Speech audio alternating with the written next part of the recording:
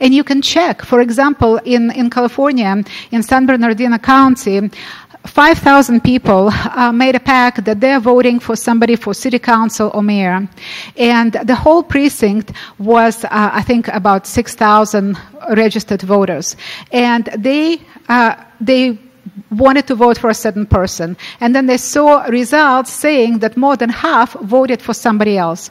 Clearly that was fraud. And you can check this on your on precinct level. This is something that you can do. Go to your neighbors, go to your friends, go to people who vote in the same precinct. Check, go after the election, and you would see all kinds of irregularities. You see that people maybe are deceased and they're listed as voted. You can see people who might have left the state and they're still voting. I wonder how. People are voting from 6 feet under. People are voting from thousands of miles away. We have all kinds of things happening in voting, and this is something that you can do. And if we have a number of examples like this, we can go to court and we can present it and try to make a difference, whereby we go back to sanity of getting the names, getting the identification papers from the voters. And from this point, I'm going to the issues that you all are here to hear about, and those are challenges to Barack Obama. I started bringing those challenges before 2008 election. And as you heard Pastor Broden say, I was born in a communist country. And when Barack Obama started talking, I was just horrified because it sounded like a Russian commissar, like a Russian member of Politburo, something that I escaped. It was like a recurrent nightmare. He was talking about an army, a civilian army as strong as the military. I thought, oh my God, KGB, here we go again. He was talking about redistribution of wealth. You work hard and somebody else sits at home and watches TV all day long, and we need to redistribute not your work values, but your wealth. Communism, here we go again. It didn't work there. Why should we bring it here? And so I was really concerned. And a lot of things that he was saying did not ring true, and I started investigating. And one of the people that helped me was a retired Scotland Yard elite officer, Mr. Sankey, Neil Sankey, a great individual who is also an immigrant in this country, came from England. He's been here for over 20 years. He was working in an elite unit of anti-organized crime and anti-communist proliferation. And he provided me with a list. He said, Orly, we've got a problem here. Look at this list. And what it showed were addresses from national databases with different social security numbers tied to the name Barack Obama.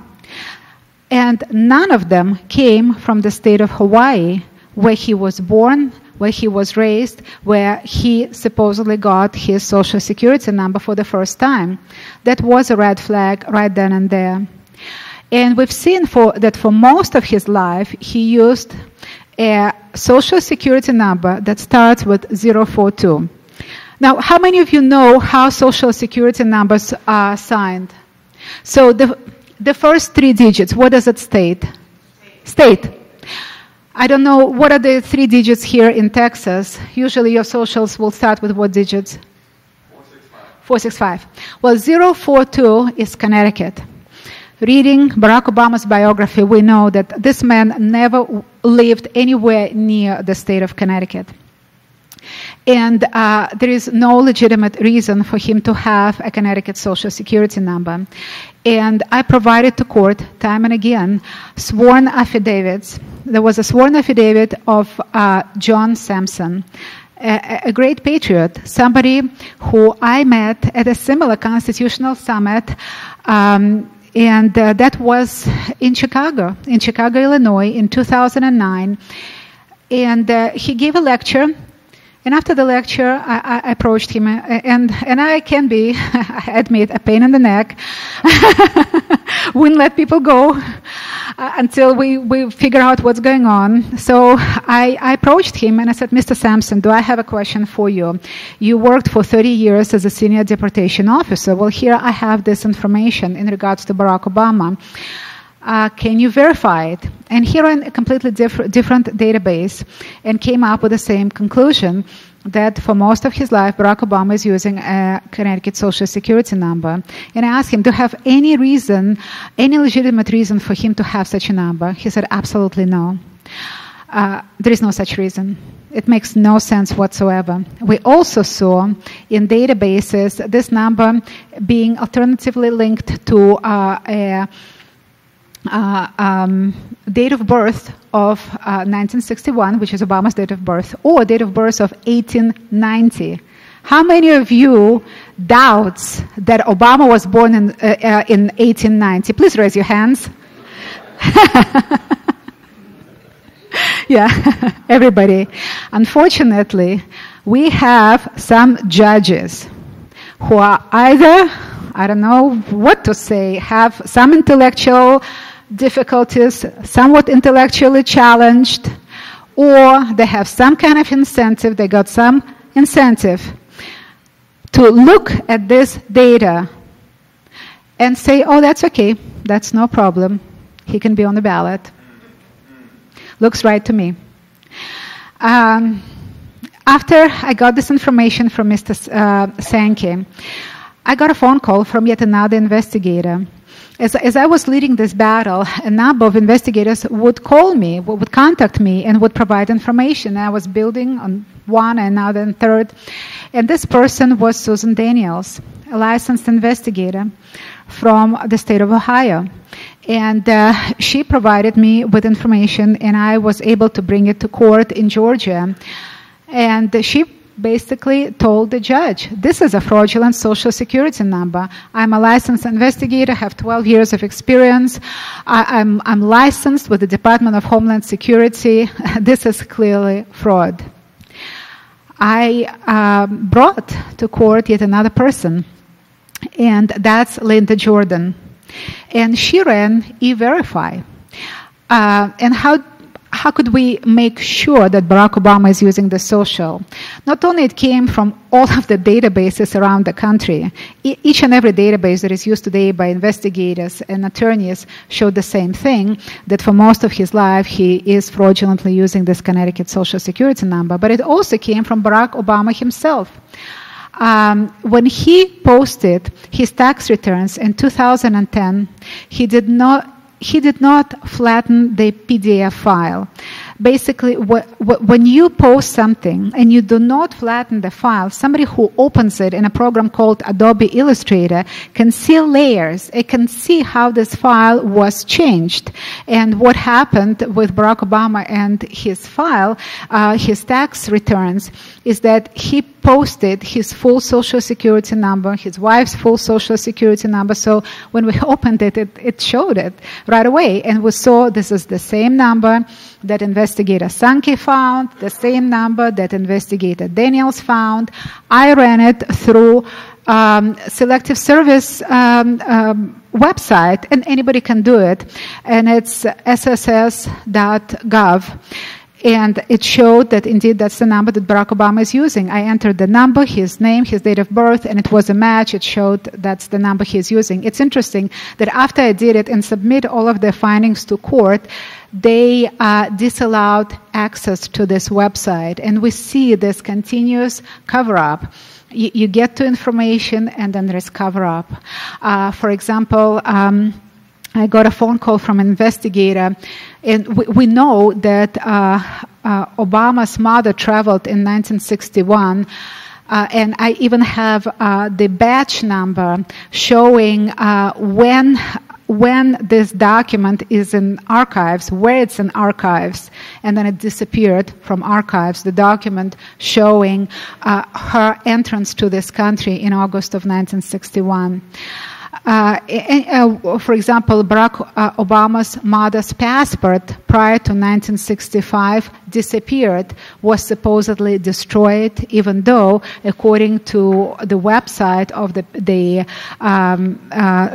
passport agency, it should have been preserved. And why would somebody destroy a passport record?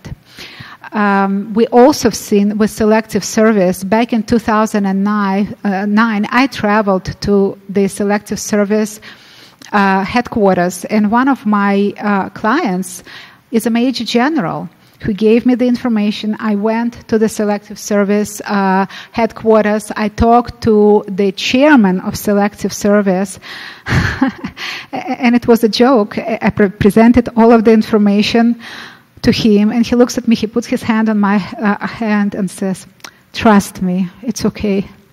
Excuse me. Are we on a date something? Why do you trust me? No, I don't trust you.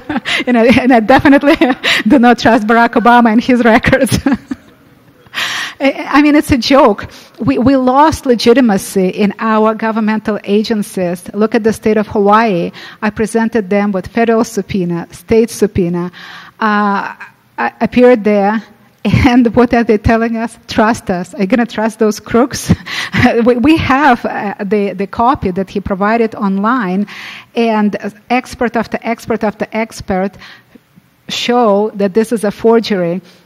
They refuse to show the original that they claim to have, that they had from 1961, and that tell us, well, trust our word. We're just going to tell you that it's there.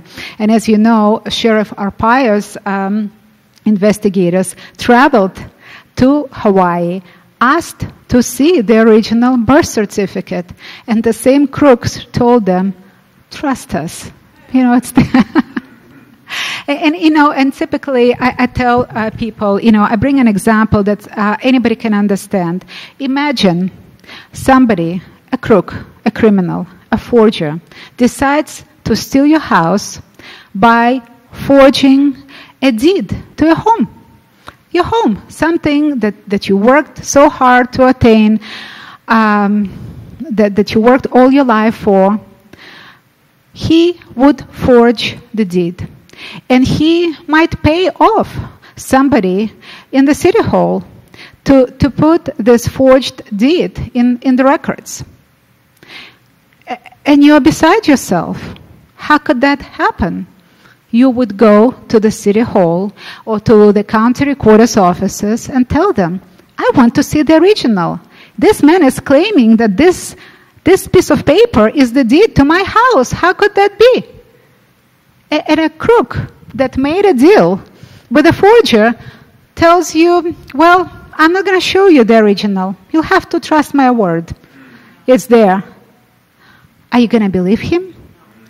Are you going to just pack your things, give the keys from your house to a criminal and leave? Are you going to do it? Any of you? No. What are you going to do? Are you going to fight? And that's what I'm doing.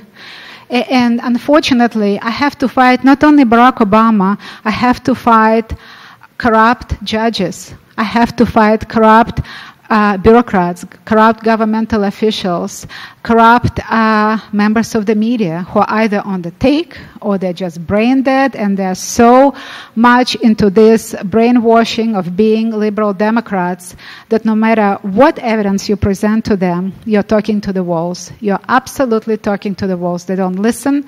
They don't care. For them, truth doesn't matter. Their end goal, whatever it might be, Agenda 21, a new world order, world government, God knows what, their end goal justifies all means. And one of those means is defrauding 311 American citizens. Just recently, I received a decision from a court of appeals. I brought an action where I asked for the